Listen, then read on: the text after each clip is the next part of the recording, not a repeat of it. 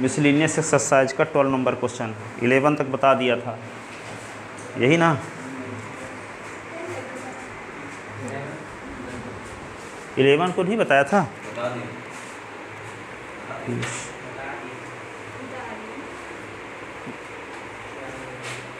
Zero का कौन कल बताया था क्वेश्चन को? बताओ ना, लास्ट में बता दिया था। अब देखो 12 नंबर क्वेश्चन एक बचा है। 12 नंबर ये है, NCERT math class 11 chapter 2 relation and function miscellaneous exercise question number 12। Let as equal to क्या है? एज इक्वल टू आपको दिया है 9, 10, 11, 12, 13। 9, 10, 11, 12, 13 एंड लेट एक फंक्शन है ए से एन में, एफ एक फंक्शन है ए से एन में, एन क्या है? Natural number, defined by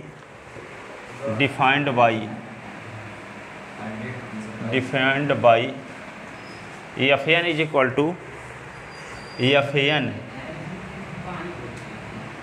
two the highest prime factor of n, the highest prime factor of n. ठीक है, find the range of f, find the range of f,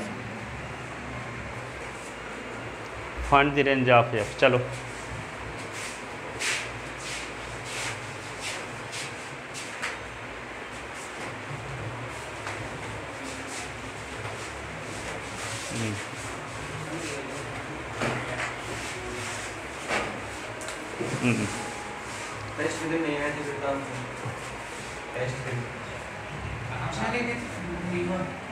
चलो देखो यहाँ पे एक सेट ए से, सुनो अब अच्छे बात मत करो, एक सेट है जिसके एलिमेंट है 9, 10, 11, 12, 13। एक जो फंक्शन है, ठीक है, डिफाइंड है सेट ए से नेचुरल नंबर के बीच, सेट ए से नेचुरल नंबर के बीच। किस प्रकार से डिफाइंड है कि सेट ए के किसी एलिमेंट में जब एफ लगाते हैं तो एन का जो हाईएस्ट प्राइम फैक्टर होता है वे आ जाता है। ठीक है, ऐसी कंडीशन में इस फंक्शन एफ का क्या निकालना है? रेंज। क्या निकालना है? रेंज। ठीक है ना? तो यहाँ पे मान लो एक सेट ए है जिसके मेंबर हैं, आपको पता है कौन कौन है, 9, 10, 11, 12 और ये 13। ठीक है, अब यहाँ पे एन नेचुरल नंबर है, नेचुरल नंबर है तो 1, 2, 3, 4, 5, 6, 7, 8, 9, 10, 11, 12, 13 ये सब हैं। ठीक है, सो पूरी नेचुरल नंबर इसमें कंटेन है। ठीक है, अब यहाँ पे यदि सेट ए के एलिमेंट एन 9 में हम एफ लगाते हैं, इसका मतलब क्या होगा? The highest prime factor, the highest prime factor of 9 का सबसे बड़ा प्राइम फैक्टर क्या होगा? 9 किससे किससे कट सकता है? 1 से 3 से और 9 से। ठीक है, तो 1, 3, 9 में से प्राइम फैक्टर 9 नहीं है, कंपोजिट फैक्टर है। तो प्राइम कौन होगा? जो खुद से कटता हो और 1 से।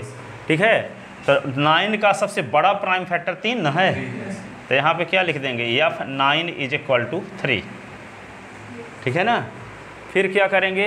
11, 10 में लगाते हैं एफ, तो 10 का क्या होगा? द हाईएस्ट ठीक है प्राइम फैक्टर ऑफ 10। तो 10 किससे कटता है? 1 से, 2 से, 5 से। 5 तो सबसे बड़ा प्राइम फैक्टर कौन है? 5। तो एफ 10 इज इक्वल टू क्या लिख देंगे? यानी 10 जिससे जिससे कट सकता है उनमें से बड़ा नंबर लेना है, और वो होना चाहिए प्राइम। प्राइम यानी जो खुद से कटता हो और 1 से कटता हो, ठीक है। अब जैसे मान लो 9 से भी कट सकता था ना, तो हम 9 को क्यों नहीं लिए, क्योंकि 9 कंपोजिट है, कंपोजिट नंबर है, प्राइम नंबर नहीं है, ठीक है। अब क्या लिखेंगे, F11, तो 11 का मतलब कि the highest prime factor of 11, तो 11 का सबसे बड़ा प्राइम फैक्टर क्या है, 11 ही है। तो F11 इज इक्वल टू 11 ही। F12 the highest prime factor of 12 का सबसे बड़ा प्राइम फैक्टर क्या है, 12 किससे कटता है, 1 से, 2 से, 3 से, तो सबसे बड़ा क्या है, 3 है ना। F12 इज इक्वल टू हो गया 3। F13 तो the highest prime factor of 13, तो 13 किससे किससे कटता है, 1 से और 13 से, तो ये क्या होगा, सबसे बड़ा तो 13 होगा, 13। तो देखो 9 किससे रिलेटेड है, 3 से, 9 3 से रिलेटेड है, 10 किससे रिलेटेड है, 10 5 से रिलेटेड है, 11 से रिलेटेड है, 12 3 से रिलेटेड है, 13 से रिलेटेड है, हो गया। इसके सभी एलिमेंट रिलेटेड हो गए ना, और सबका यूनिक इमेज भी बन रहा है। देखो इसका एक स्थान पे इमेज, इसका एक स्थान पर इमेज, इसका एक स्थान पे इमेज, इसका भी एक स्थान पे इमेज, इसका भी एक स्थान पे इमेज, ठीक है। तो ये जो क्या है, ये मैपिंग तो है ना, ठीक है, क्योंकि डिफरेंट सभी एलिमेंट पहले डोमेन के रिलेटेड हैं। यहाँ पे को डोमेन के उन एलिमेंट का कलेक्शन, को डोमेन के उन एलिमेंट का कलेक्शन जो डोमेन के किसी न किसी एलिमेंट से रिलेटेड हों, एफ का रेंज कहलाता है। तो कौन कौन एलिमेंट रिलेटेड हैं, 3 5 11 13, यही ना है। को डोमेन के उन एलिमेंट का कलेक्शन जो डोमेन के किसी न किसी एलिमेंट से रिलेटेड हो, फंक्शन एफ का क्या कहलाता है, रेंज, ठीक है। तो यहाँ पे लिख सकते हैं एक तरह से, एफ बराबर लिख सकते हो, एफ के आर्डर पेयर कौन कौन हैं, 9 3, फिर 10 5, फिर 11 11, ठीक है, फिर 12 3, और फिर 13, ठीक है। ये मेंबर हो गए किसके, एफ के। तो रेंज ऑफ एफ है, डोमेन ऑफ एफ क्या कहलाता है, फर्स्ट कंपोनेंट का कलेक्शन डोमेन कहलाता है, और सेकंड कंपोनेंट का कलेक्शन क्या कहलाता है, रेंज, ठीक है। तो क्या लिखेंगे, range of F, range of F है। तो क्या होगा, 3 5 11, 3 तो लिख चुके हैं, तब एक बार लिखेंगे, ये रेंज हो गया, क्या हो गया, रेंज लिख लेते ना। अब देखो 11 नहीं हुआ है, 11 कल नहीं बताए थे, चलो देखो 11 नंबर भी।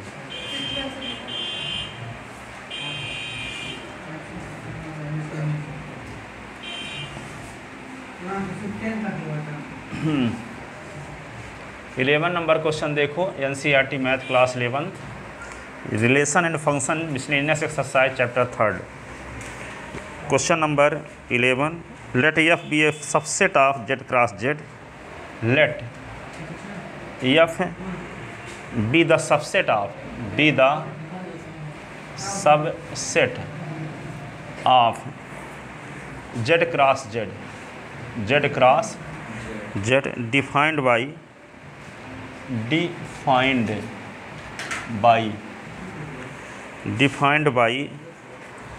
एफ इज इक्वल टू, इस प्रकार से डिफाइंड है, एफ के मेंबर वही एलिमेंट हैं ए बी और comma A plus B, such that A B belong in Z, A B belong in Z, integer number का सेट, is F is function from Z to Z, is F is function from Z to Z, Z to Z. Justify your answer, justify, justify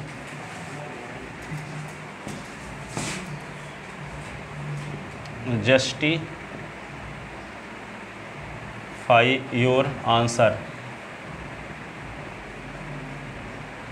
justify your answer. ठीक है। और यहाँ पे देखो, यहाँ पे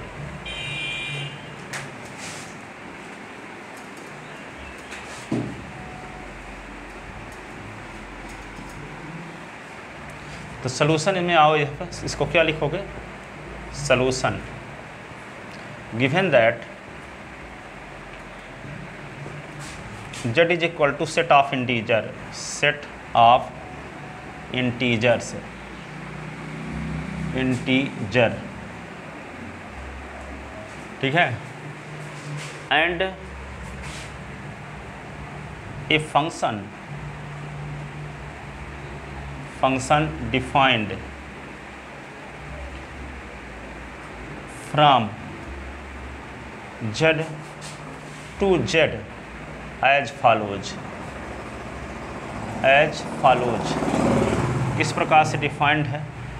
इस प्रकार से a b comma a plus b, ये ऑर्डर्ड पेयर है, एफ के मेंबर होंगे ए बी और बिलोंगिंग जेड, ए और बी दोनों जेड होने चाहिए। ठीक है। Then we have to check that F is function और not, then we have to check that relation F is function or not, यह फंक्शन है कि नहीं है, रिलेशन या फंक्शन है कि नहीं है। ठीक है। तो taking then we have to check that, तब हमें जांच करना है कि रिलेशन या फंक्शन है कि नहीं। Taking a is equal to 0, b is equal to 1। तो एफ के मेंबर क्या, ए और 0 दोनों इंटीजर हैं कि नहीं हैं? तो यहाँ पे एफ का मेंबर क्या हो जाएगा? ये हो जाएगा ए इंटू 0 इंटू क्या, 0 इंटू 1 और 0 प्लस 1, ऐसे एक ठो एलिमेंट हो गया। ठीक है। अब यदि हम ए के स्थान पे क्या लिख दें, ए के स्थान पे फिर से 0 लें और बी के स्थान पे 2 ले लिए, तब क्या आएगा यहाँ पे? 0 गुणे क्या होगा, 0 गुणे 2 और 0 प्लस 2, ये एलिमेंट आएगा। यदि ए के स्थान पे 0 लें और बी के स्थान पे 3 ले लें तो क्या होगा? a इंटू 0 इंटू 3 और 0 प्लस 3, ऐसे आ रहा है। ठीक है। ऐसे डैश डैश आता जाएगा, है ना, डैश डैश से लिख लो। तो यहाँ पे इस कंडीशन को फॉलो करने वाले सब एलिमेंट आ सकते हैं इसमें। तो 0 कामा और यहाँ पे 1, फिर क्या आया 0 कामा 2, फिर 0 कामा 3। ठीक है। डैश डैश डैश डैश, इसका मतलब ये हुआ कि 0 और 1 बिलोंग इन एफ, 0 और 2 बिलोंग इन एफ, 0 और 3 belong in F, dash dash. ठीक है। इसका मतलब ये हुआ कि 0 और 1 के बीच में एफ रिलेशन है, 0 और 2 के बीच में एफ रिलेशन है, 0 और 3 के बीच में एफ रिलेशन है। ठीक है। तो इसको शो कैसे करेंगे? एक मान लो जेड है और ये भी जेड है। ठीक है। अब यहाँ एलिमेंट 0, जेड 0 इंटीजर नंबर है कि नहीं है? है। तो 0 1 से रिलेटेड है, इधर लिख लेते हैं 1 2 3। तो 0 1 से भी रिलेटेड है, 0 2 से भी रिलेटेड है, 0 3 से भी रिलेटेड। ठीक है। तो इसका मतलब क्या है कि डोमेन के हर एक एलिमेंट का यूनिक इमेज नहीं आ रहा है, 0 का इमेज हर एक स्थान पे बन रहा है। ठीक है। तो ये जो रिलेशन एफ है वो फंक्शन नहीं है, क्योंकि डोमेन के एलिमेंट 0 का इमेज यूनिक नहीं है। ठीक है, क्योंकि फंक्शन होने के लिए इमेज यूनिक होना ज़रूरी है। ठीक है, तो 0 का इमेज 1 पर भी बन रहा है, 0 का 2 पर भी बन रहा है, 0 का 3 पर भी बन रहा है। तो डोमेन Z के एलिमेंट 0 का यूनिक इमेज को डोमेन Z में नहीं बनता। इस वजह से रिलेशन F फंक्शन नहीं है। ठीक है,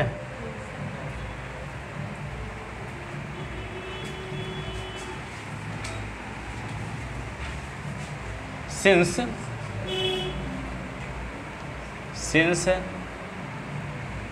element 0 of domain Z does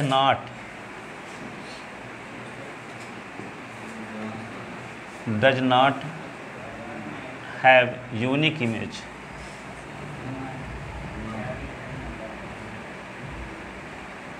in codomain Z,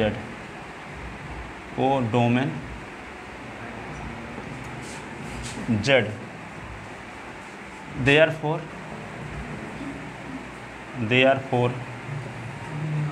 relation F is not a function। ये रिलेशन या फंक्शन नहीं है। ठीक है ना, ये रिलेशन फंक्शन नहीं है।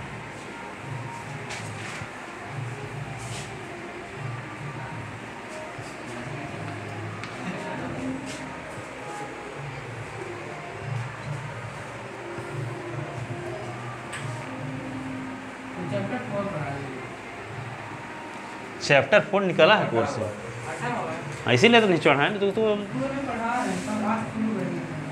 Principle of mathematical induction method निकला है, वहाँ वो देख लो। CBSE बोर्ड से निकला है, CBSE MP बोर्ड दोनों से। हाँ, वे आपको पढ़ना होगा तो हम अलग टाइम से इसको पढ़ा देंगे। 24 क्वेश्चन हैं उसमें बस। प्रिंसिपल ऑफ फालतू में निकाल दिए हैं कोर्स, बहुत इंपॉर्टेंट चैप्टर है वे। अब देखो चैप्टर 7 परमुटेशन एंड कॉम्बिनेशन, 7 में है परमुटेशन एंड कॉम्बिनेशन। सुनो 6 में क्या, वो तो एक दिन में पढ़ा देंगे, वो पढ़ाने लायक है ही नहीं, वो तो आधा कवर हो गया पहले से। फर्स्ट सेकंडे से कुछ कवर चीज़ हो गई, बहुत सारी चीज़ें थोड़ा सा है, एक आध 2 दिन में पढ़ा देंगे उसको। टाइम जिसमें लगेगा उसको पहले पढ़ा देंगे। ठीक है, पढ़ाएंगे उसको 7 6 को। अभी देखो इसको 7 बड़ा है इसलिए पहले इसको देखो। Permutation and combination. परमुटेशन का मतलब क्या होता है, जैसे आपके पास 3 ऑब्जेक्ट हैं A B C 3 ऑब्जेक्ट हैं। ठीक है, एट ए टाइम एक साथ हम क्या करें, taking 2 object,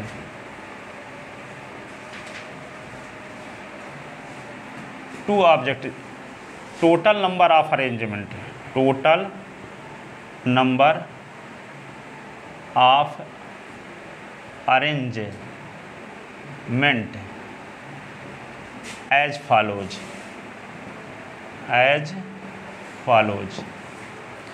total number of arrangement कितने बनेंगे, 2 लेकर A B B C C A B A C B A C।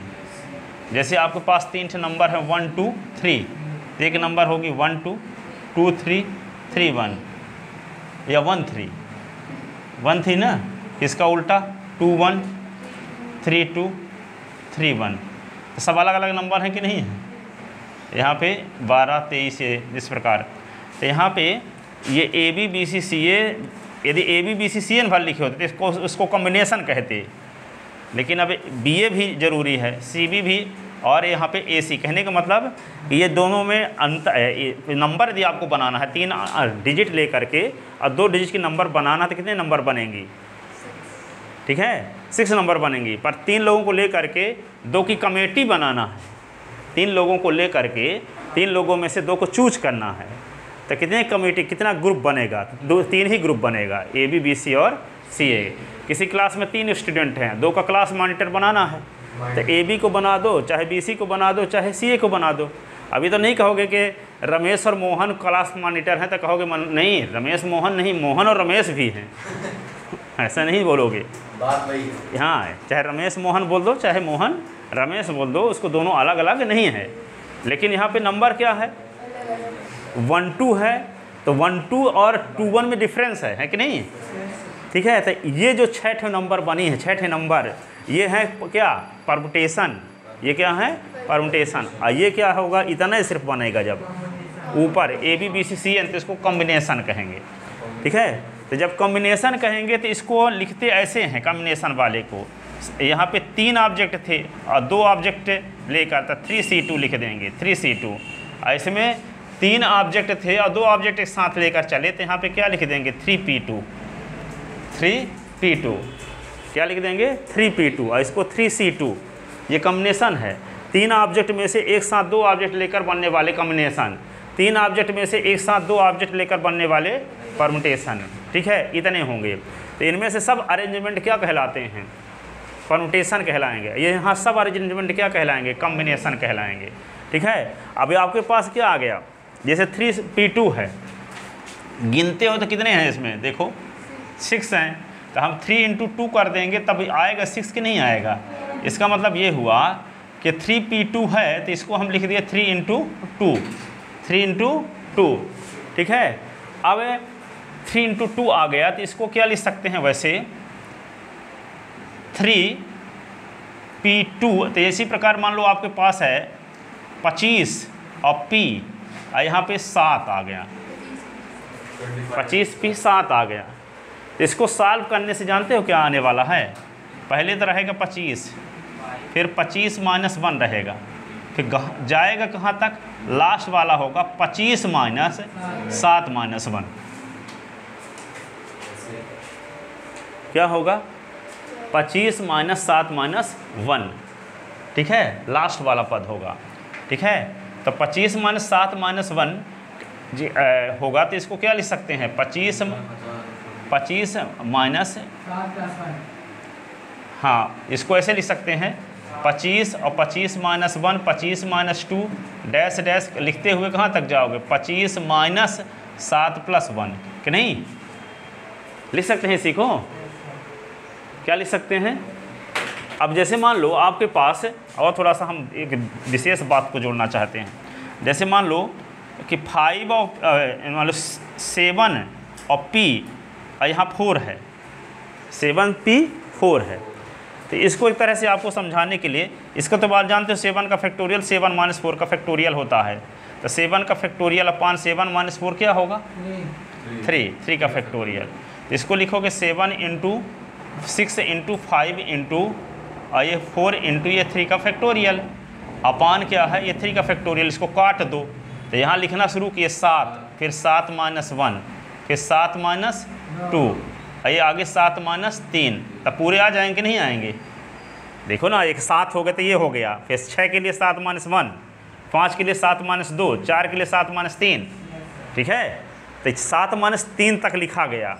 तो इसको हम ऐसे लिख सकते हैं 7 - 1 डैश डैश, लास्ट वाला पद क्या होगा? 7 माइनस क्या लिखोगे? 4 - 1। यही ना, लास्ट वाला 7 - 3 है, तो 7 - 3 को हम क्या लिखना चाहते हैं? नीचे वाले टर्म के फॉर्म में लिखना चाहते हैं। ठीक है, तो 7 - 4 - 1, तो 4 - 1 तो 3 आएगा, तो 7 - 3 लास्ट वाला पद है। ठीक है, इसका मतलब ये हुआ कि आपके पास यदि, अब बताना, यदि मान ले आपके पास इस प्रकार की स्थिति है, 54 और P 10 है, तो क्या करोगे? इसको, इसकी वैल्यू क्या होगी? 54, फिर आगे वाला 54 - 1, 54 - 2 डैश डैश कर दो, लास्ट वाला पद बताओ 54 - 10 - 1। समझ में आया?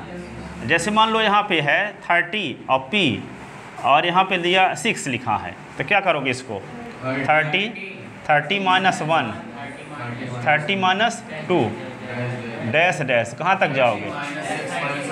30 माइनस 6 माइनस 1, ठीक है ना। तो इस 30 P6 को हम ऐसे भी लिख सकते हैं क्या?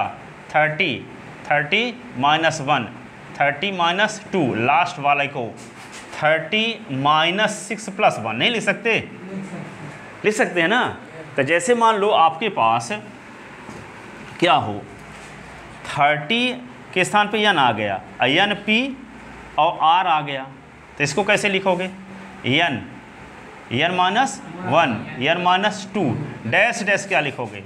n माइनस r माइनस 1, ऐसे ना। तो इसी को क्या लिख सकते हैं? n p r, तो n minus 1, n minus 2 dash dash, इसको लिखेंगे n माइनस r प्लस 1, लिख सकते हैं ऐसा। लास्ट वाला लिख सकते हैं ऐसा कि नहीं? अब देखो इसको हम इसको जोड़ना क्या चाहते हैं। यदि आपके पास इस प्रकार की कंडीशन है तो इसको इस प्रकार से लिखते हैं। ये फार्मूला को बताने के लिए इतना एग्जाम्पल दिए, ठीक है, कि इसको हम इस प्रकार क्यों लिख सकते हैं, ठीक है ना। अब देखो ये मेन फार्मूला यही है, ठीक है। अब इससे और क्या लिखा जा सकता है? कहीं कहीं भी आपके पास मान लो ये मिल जाए, क्या मिल जाए यहाँ पे 5 गुणे 4 गुणे या 7 गुणे 6 गुणे 5 मिल गया, इतना मिल गया कहीं पे, ठीक है। तो इसी को हम क्या लिख सकते हैं? इसी को लिख सकते हैं 7 × 6 × 5, तो लिख दिए। आगे यदि हम 4 × 3 × 2 × 1 अपने से कर देते हैं तो नीचे भी ये करना पड़ेगा ना, 4 × 3 × 2 × 1 ही वैल्यू डिस्टर्ब हो जाएगी। तो इसी को हम ये नहीं लिख सकते, नहीं समझे आप? ये लिखो 7 × 6 × 5 है, तो 7 × 6 × 5 है, तो हम 4 × 3 × 2 × 1 यहाँ पर मल्टीप्लाई कर दिए। क्यों मल्टीप्लाई किए? ताकि ये 7 का फैक्टोरियल हो जाए, 7 का फैक्टोरियल हो जाए। तो हम 4 × 3 × 2 × 1 अपने से ना मल्टीप्लाई किए, तो उसी से डिवाइड भी करना पड़ेगा कि नहीं।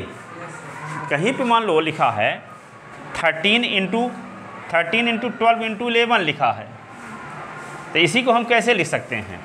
13 × 12 × 11 × आगे क्या लिखेंगे? 10 ना।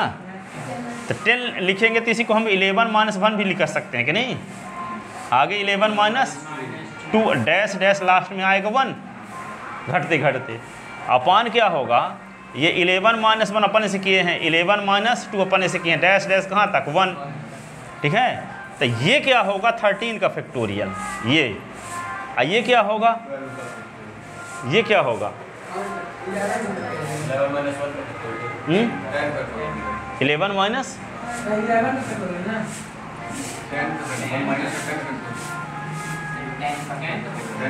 10 का फैक्टोरियल। तो 11 माइनस 1 का भी फैक्टोरियल बोल सकते हो, या कि 10 का फैक्टोरियल भी बोल सकते हो। क्या बोल सकते हो? 10 का फैक्टोरियल, ठीक है। तो इस बात को यहाँ से जोड़ते हैं। जैसे मान लो n का लिखा गया है, अभी ये 1 तक नहीं पहुँचा है, यहाँ पे लिखा है 13 × 12 × 11, 1 तक नहीं पहुँचा है, तो इसको 13 का फैक्टोरियल नहीं लिख सकते, ठीक है। यहाँ 13 × 12 × 11 है, इसको 13 का फैक्टोरियल लिखने का शौक़ है आपको, तो क्या करोगे? 10 से लेकर के 1 तक का मल्टीप्लाई करोगे, ऊपर भी और नीचे भी, मल्टीप्लाई डिवाइड, मल्टीप्लाई और डिवाइड, ठीक है। तो इसको हम फैक्टोरियल n लिखना चाहते हैं, तो क्या करना पड़ेगा हमको? जहाँ तक ये लिखा है उससे 1 कम करके घटाते हुए लिखो। जहाँ तक लिखा था पहले, अभी हम लिखे थे क्या? 13 × 12 × 11 लिखा था, तो आगे वाला टर्म लिखने के लिए 10 ना है, तो 10 आएगा कैसे? 11 में 1 कम करेंगे तब ना। तो इसके आगे वाला टर्म आएगा कैसे? जब इसमें से 1 कम करोगे, तो इसमें से 1 कम करो तो आएगा क्या? n माइनस r आएगा ना, n माइनस r। आगे वाला क्या होगा? n minus r minus 1, n minus r minus 2, dash dash last में 1 आने वाला है, कम होते होते होते होते कि नहीं, लास्ट में बनाएगा। तो इसी को हम क्या लिख सकते हैं? देखो अगले स्टेप में n p r ये है, तो n minus 1, n minus 2 dash dash हो गया क्या? n minus r plus 1। इसके आगे वाला टर्म है n माइनस r, इसके आगे वाला टर्म है n minus r minus 1, dash dash last में बनाएगा, ठीक है ना। तो अपने से कौन सा टर्म लिखे, n माइनस आर से ना लिखे हैं, ठीक है। तो नीचे उसका मल्टीप्लाई भी करना पड़ेगा, n माइनस आर, फिर n minus r minus 1 dash dash कहाँ तक, 1 तक, ठीक है। तो ऊपर वाला टर्म फैक्टोरियल n हो जाएगा, ऊपर वाला टर्म क्या होगा, वहाँ 13 लिखे थे ना, तो 13 इंटू 12 इंटू 11, तो 11 के बाद 10 इंटू 9 इंटू कहाँ तक, 1 तक लिख दिए। तो नीचे भी 10 इंटू 9 इंटू 1 तक लिख दिए। तो ऊपर वाला टर्म क्या हो गया, 13 का फैक्टोरियल ना। तो ये नीचे वाला ऊपर वाला टर्म क्या होगा, क्या होगा, n का फैक्टोरियल। तो n p r is equal to क्या हुआ, n का फैक्टोरियल। ये क्या होगा, n माइनस आर का फैक्टोरियल, n माइनस यहाँ शुरू हो रहा है और 1 तक चला गया, ठीक है। तो ये क्या हो जाएगा, n माइनस आर का फैक्टोरियल। तो यही ना फार्मूला था n पी आर का, ठीक है। n p r is equal to n का factorial upon n minus r का फैक्टोरियल, ठीक है। अब देखो जब n p r is equal to ये है, तो n पी n को इस फार्मूले से लिखो, इस फार्मूले से, देखो यहाँ n पी आर है, तो n पी n को इस फार्मूले से जब लिखेंगे तो क्या होगा, n minus 1 n minus 2 dash dash कहाँ तक जाएगा, n माइनस 1, ऐसे, यही ना। जैसे यहाँ पे n पी आर है तो ये वाला स्टेप लिखा गया, n माइनस है, फिर नीचे वाले टर्म -1, नीचे वाला टर्म -1, लास्ट वाला है n माइनस, और नीचे वाला टर्म इसमें क्या आ गया, n, तो क्या हुआ, n माइनस 1। तो इसी को क्या लिख सकते हैं, n पी n, तो n minus 1 n minus 2 dash dash n minus n plus 1, ये लास्ट वाला आ गया, तो ये इससे कट गया, तो लास्ट वाला 1 मिल गया कि नहीं। तो यहाँ पे n पी n ये होगा n minus 1 n minus 2 dash dash क्या हुआ, 1 आ गया, इसके पहले 2 रहा होगा, इसके पहले 3 रहा होगा। इसका मतलब n पी n की वैल्यू क्या होती है, n का फैक्टोरियल। क्या हो गया, क्योंकि n कम होते होते कहाँ तक पहुँच गया, 1 तक ना, तो n का फैक्टोरियल, ठीक है। अब यहाँ पे देखो, जैसे n पी n की वैल्यू आपको पता है कि n p n is equal to होता है n का फैक्टोरियल, लेकिन n पी n का फार्मूला भी तो है, n का फैक्टोरियल अपॉन दोनों का डिफरेंस का फैक्टोरियल है ना। n पी आर है तो क्या लिखे, ऊपर वाले नंबर का फैक्टोरियल, और नीचे क्या है, दोनों के डिफरेंस का फैक्टोरियल। तो इस फार्मूले से इसकी वैल्यू क्या होगी, n का factorial upon n minus n का factorial is equal to n का फैक्टोरियल उतार लो सीधे, और ये n का फैक्टोरियल लिखे रहो, अपॉन n से n घटाओ तो 0 का factorial is equal to n का फैक्टोरियल। इसके नीचे 1 लिखो, क्रॉस मल्टीप्लिकेशन करो तो क्या आएगा, ये आएगा 0 इंटू 0 का फैक्टोरियल इंटू n का factorial is equal to n का फैक्टोरियल। तो यहाँ पे 0 का factorial is equal to n के फैक्टोरियल को राइट साइड में ले जाओ, तो n का फैक्टोरियल अपॉन n का फैक्टोरियल, तो ये से कट गया, तो फार्मूला प्रूव हो गया, 0 का फैक्टोरियल 1। बात समझ में नहीं आई, ठीक है।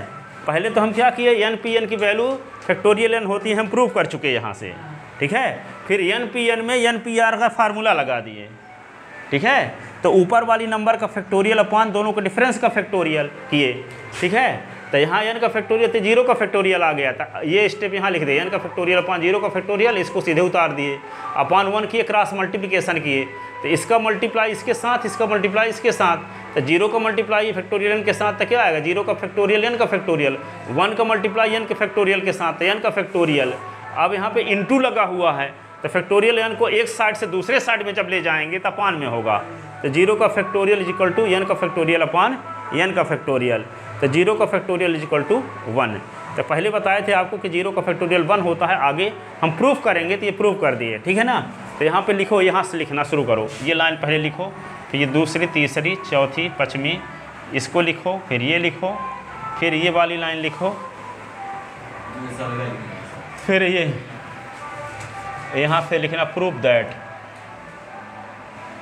0 का फैक्टोरियल इज इक्वल टू 1, तो यहाँ से प्रूफ है इसका, ये है 1 2 3 4 5 लाइन में।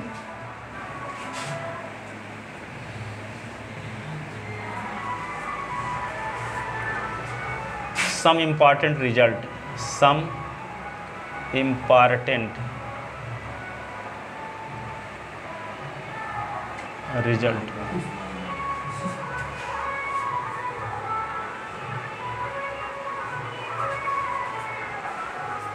इनको 2-3 स्टेप लिखे रहोगे तो ये बात समझ में आएगी ये वाली।